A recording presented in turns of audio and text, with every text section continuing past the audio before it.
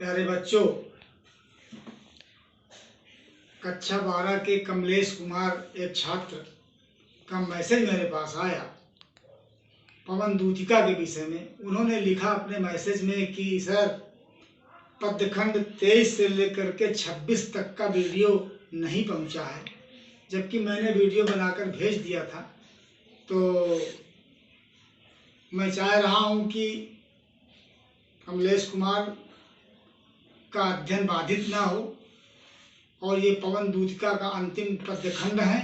मैं एक बार कमलेश कुमार के लिए फिर से वीडियो बना करके भेज रहा हूँ। साथ साथ जिन बच्चों का छूट गया हो या उनके पास तक वीडियो न पहुँचा हो, वो लोग भी इसका लाभ उठा लें।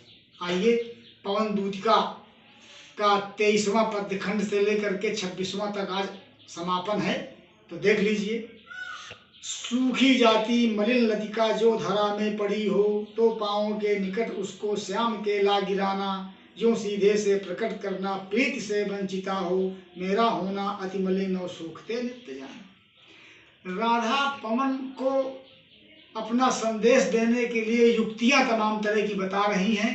बहुत सी युक्तियों में से एक युक्ति वो ये बता रही है कि मेरा संदेश तुमको इस प्रकार से वहां श्री कृष्ण के पास भेजना है कि सूखी जाती मलिन लतिका, सूख रही हो कोई मुरझाई हुई लता। लतिका माने लता। अगर कोई तुमको धारा में पड़ी मिल जाए, पृथ्वी पर पड़ी कोई सूखी हुई, सूख रही हो, मुरझाई हुई कोई लता अगर मिल जाए, तो पाँव के निकट उसको श्याम के ला गिराना। तो तू पवन है, उस लता को, टूटी हुई जो लता है, जो सूख रही लता है, उसको ला करके श्याम के पाँव के पास में लाकर गिरा देना। श्री कृष्ण के पैरों के पास ला करके उस लता को गिरा देना, जो सीधे से प्रकट करना। और इस माध्यम से, इस कार्य के माध्यम से सीधे से ये बात प्रकट कर देना, बता देना क्या कि प्रीति से वंचिता हो, मेरा होना अति मलिन और सूखते नित्य जाना। कि प्रीति से वंचित होकर के जिस प्रकार से ये लता सूख रही है, अर्थात लता का प्रेम कहाँ से होता है? उसके मुख्य वृक्ष से होता है, पेड़ से होता है। जिस पेड़ की वो लता होती है, यदि उसको उसमें से तोड़ करके बाहर कर दिया जाए तो वो सूख जाएगी, क्योंकि उसका पेड़ से प्रीत टूट गया, उसका प्रेम टूट गया, उसका संबंध टूट गया। उसी प्रकार से राधा कहती है कि उसके माध्यम से ये बात स्पष्ट हो जाएगी कि जिस प्रकार से ये लता प्रीत से टूट गई है, उसी प्रकार से मेरा होना अति मलिन, मैं भी बहुत मलिन होती जा रही हूँ, बहुत उदास और सूख रही हूँ। सूखते नित्य जाना, रोज मैं सूख रही हूँ मलिन होकर के। इसी तरह जैसे ये लता इस समय पेड़ से टूटने के बाद सूख रही है, तो हो सकता है श्री कृष्ण को लता को देख करके मेरी याद आ जाए, उनको याद आ जाए कि जिस प्रकार से लता सूख रही है टूटी हुई, उसी प्रकार से मेरी राधिका मेरे वियोग में भी सूख रही हूँ। कोई पत्ता नवल तरु का पीत जो हो रहा हो, तो प्यारे के दृढ़ युगल के सामने ला उसे ही धीरे धीरे संभल रखना, और उन्हें जो बताना पीला होना प्रबल दुख से पोषिता सा हमारा। अगली युक्ति कि कोई पत्ता नवल तरु का, नए पेड़ का, नवल तरु माने नए पेड़ का कोई पत्ता अगर मिल जाए, तो ये पीत जो हो रहा हो, जो पत्ता पीला पड़ गया हो, किसी नए पेड़ का पत्ता मिल जाए और पीला पत्ता मिल जाए, जो पीला हो रहा हो, तो प्यारे के दृढ़ युगल के सामने ला उसे। तो प्यारे श्री कृष्ण के दृढ़ युगल माने दोनों, दृढ़ माने आंखों के सामने उसको लाना, और धीरे धीरे संभल रखना, धीरे से संभाल करके उनकी आंखों के सामने उसको रख देना, और उन्हें यूं बताना, पत्ता के माध्यम से, उस पीला पत्ता के माध्यम से उनको ये बताना कि पीला होना प्रबल दुख से, कि प्रबल दुख है राधा को, बहुत बड़ा दुख है राधा को आपके वियोग का, और वो भी इसी तरह पत्ता की तरह पीली होती जा रही है। जैसे ये पत्ता पीला हो रहा है, उसी प्रकार से आपकी वो राधिका पीली हो रही है। प्रोसिता सा हमारा, प्रोसिता एक शब्द आया, देखिएगा। प्रोसिता उस स्त्री को कहते हैं जिसका पति परदेश चला गया हो, उस स्त्री को प्रोसिता स्त्री कहा जाता है। तो राधा यहाँ पर प्रोसिता, ये प्रोसिता शब्द राधा के लिए आया हुआ है, क्योंकि श्री कृष्ण इस समय मथुरा चले गए हैं, बाहर चले गए हैं, तो राधा इस समय प्रोसिता है। तो राधा कह रही है कि उस पत्ता के माध्यम से, पीले पत्ता के माध्यम से ये बता देना कि जिस प्रकार से ये पत्ता पीला हो रहा है, उसी प्रकार से तुम्हारी वो प्रोसिता राधा तुम्हारे बिना पीली होती जा रही है। यो प्यारे को विदित करके सब मेरी व्यथाएं धीरे धीरे वहन करके पाँव की धूल लाना, थोड़ी सी भी चढ़ रज जो ला न देगी हमें तू, हाँ कैसे तो व्यथित चित्त को बोध में दे सकूंगी।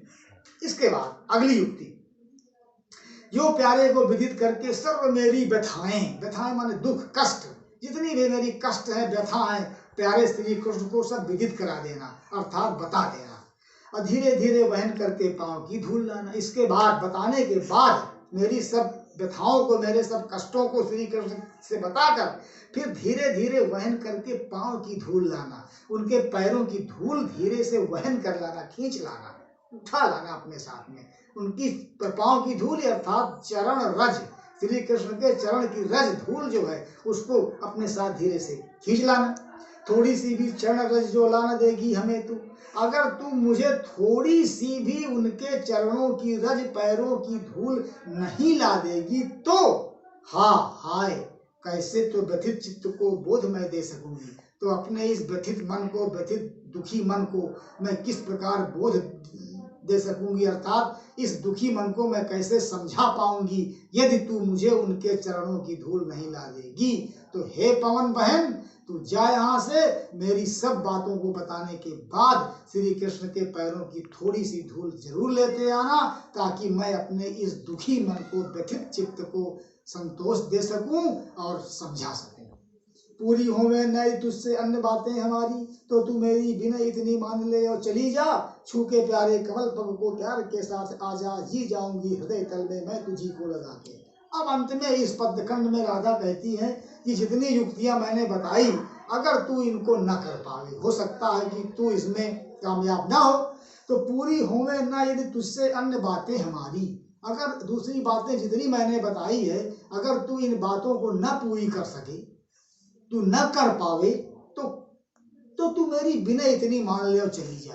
तो मेरा इतना निवेदन है, इतनी विनय है, मान ले और तू यहाँ से जा, फिर कुछ ना कर। अगर कुछ ना कर पाएगी तो इतना तो कर सकती है क्या, छू के प्यारे कमल पग को प्यार के साथ आ जा, श्री कृष्ण के कमल पग को, रूपक अलंकार, कमल रूपी चरणों को जा यहाँ से और छू करके प्रेम के साथ वापस मेरे पास आ जा, अर्थात श्री कृष्ण के पास जा, उनके पैरों को छू ले और छूने के बाद प्रेम के साथ मेरे पास वापस आ जा, तो जी जाऊंगी हृदय तल में मैं तुझी को लगा के। तो जब तू आएगी वापस पैरों को छू करके उनके, तो मैं तुझको अपने हृदय तल से लगा लूंगी, अपने हृदय से लगा लूंगी, अपने छाती से लगा लूंगी, तेरा आलिंगन कर लूंगी और इसी सहारे मैं जी लूंगी, मैं जीवित रह जाऊंगी तुझको अपने हृदय में ही लगा करके। अर्थात प्रेम की चरम पराकाष्ठा का वर्णन इसमें हरिओ जी ने किया है कि प्रेम की चरम पराकाष्ठा है। एक नायिका जो है, नायक के न मिलने पर भी नायक के पैरों को छूकर आने वाली हवा को ही अपने वक्षस्थल से लगा करके और पूर्ण आभास करना चाहती है नायक के मिलन का। ये प्रेम की चरम पराकाष्ठा होती है बच्चों। और अब आप लोग इसका अर्थ, इसकी व्याख्या कर लीजिएगा। अब विशेष रूप से कमलेश कुमार, मैं समझता हूँ कि अब आपकी ये समस्या हल हो गई होगी। अगर इसमें कोई दिक्कत हो तो फिर से बताइएगा। धन्यवाद।